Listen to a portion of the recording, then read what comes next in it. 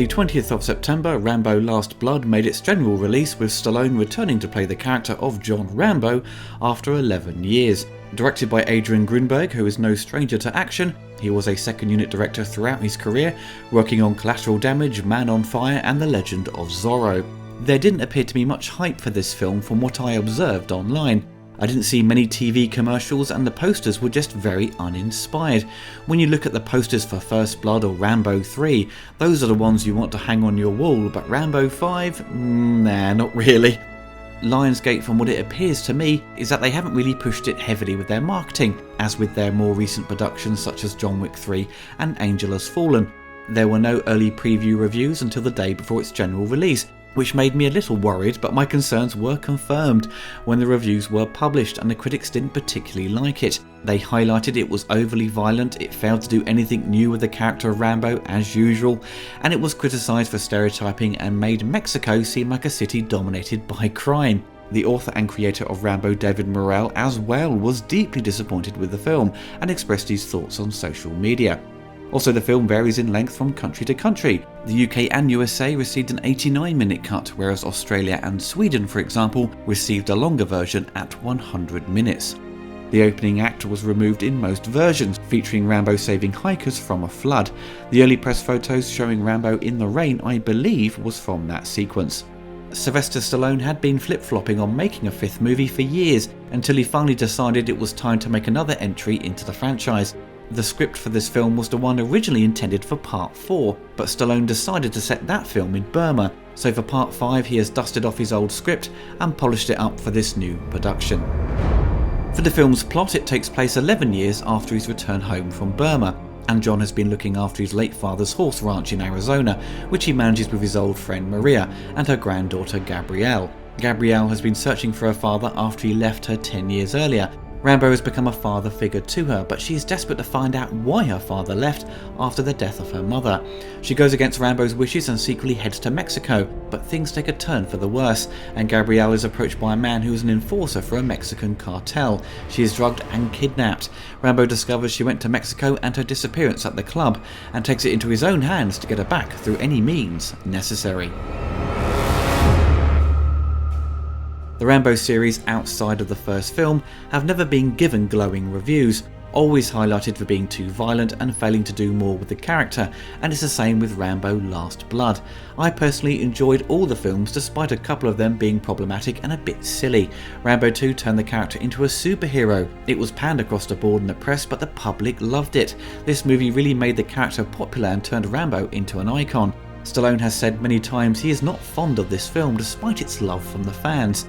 Rambo 3 had production problems and issues with its story and political message, often highlighted as the weakest of the original trilogy, but I've become more fond of it over the years, and it's certainly the most epic in scale compared to the rest of them. Rambo 4 tried to take things back to reality and played it straight, and it was extremely violent, and it didn't hold back, which pleased the fans of the series that didn't want the series to play down the violence to appease a younger audience. So does Last Blood live up to expectations? Well, I didn't really have any for it. The trailers were short but okay, they didn't really get me super excited, but to my surprise, I quite enjoyed the film, despite its obvious failings. Let's get some of the negative points out of the way first. The villains of the movie are very one-dimensional.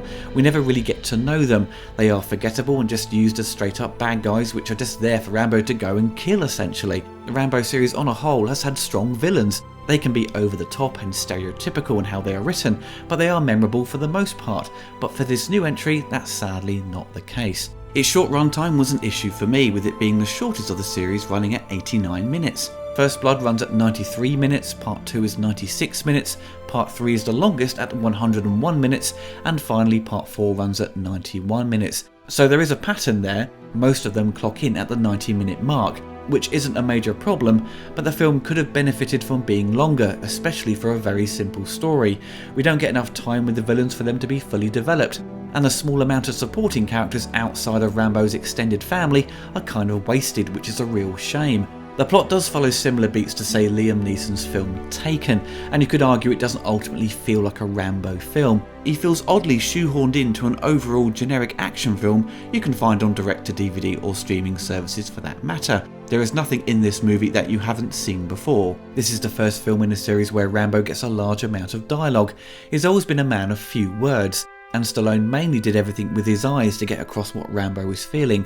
So it was a nice change to see him fully come out of his shell, as he has been happy and comfortable for that past decade at his father's home. He still gets flashbacks to Vietnam, and he is already prepared for an incoming war as his paranoia gets the better of him, but he seems more grounded and focused on supporting his family. As the level of violence has been raised by other critics like the previous films in the series, which were always criticised for being too bloody and glorifying the action to a certain extent, Last Blood continues that trend, which I fully support. Rambo films are 18 rated, or say R rated movies. They aren't for children or younger teenagers. This is adult entertainment. I'm so sick of how movies have changed from being overly violent, action-packed films that get watered down because parents complained or the studios feel they can make more money because they want to sell merchandise to children and get more bums on seats in theatres. This, at its core, is a classic 80s action movie that doesn't hold back. The film, however, isn't loaded with tons of action. It doesn't really kick into gear to the final act, where we get to see plenty of traditional Rambo moments, seeing him setting up traps and using his bow and arrow. There were 2 scenes of extreme violence that were a bit too much, I would say, for me personally, but the rest of the movie I was cheering and laughing as Rambo shot and cut up these bad guys. At the end of the day, that's what you've paid to see. If this was the last Rambo film, which the title kind of implies, it's not the best send-off for the character. You don't feel fully satisfied with its ending. Rambo 4 nicely tied up the series. I wasn't desperate for a part 5. Rambo 4 had a nice conclusion. John returned home after all these years. It was a good way to say goodbye to the character. What made the film worthwhile for me was watching Stallone. I felt his performance was brilliant, despite not having the long hair that defines the character. He just fine-tunes himself into being Rambo again, and I loved his time on screen. And at his age, he seemed to be holding his own in the action scenes. Rarely did I see a stunt double.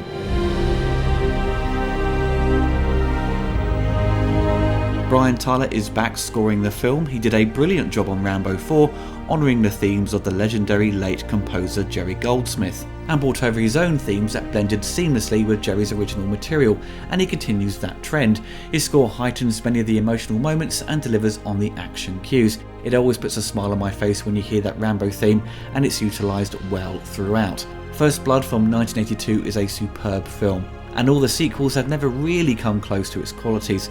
That's not to say they aren't good or entertaining. They work well in their own way, and they provide enough action to satisfy the fans of the genre.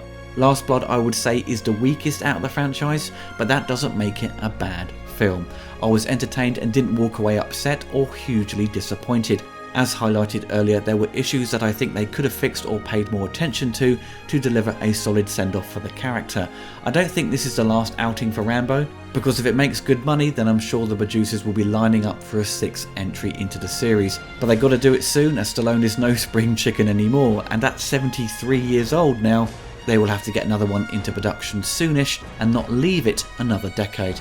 If I had to rate this film, I'd give it a 3 out of 5. Entertaining for the most part, but may disappoint some Rambo fans who really wanted a solid and satisfying finale to the series. I hope you enjoyed the video. Be sure to subscribe to see more retrospectives and commentaries. Also click on the bell to be notified of the latest reviews. If you want access to exclusive videos and to watch my content a few days before it's on YouTube, you can head on over to my Patreon. Thank you very much.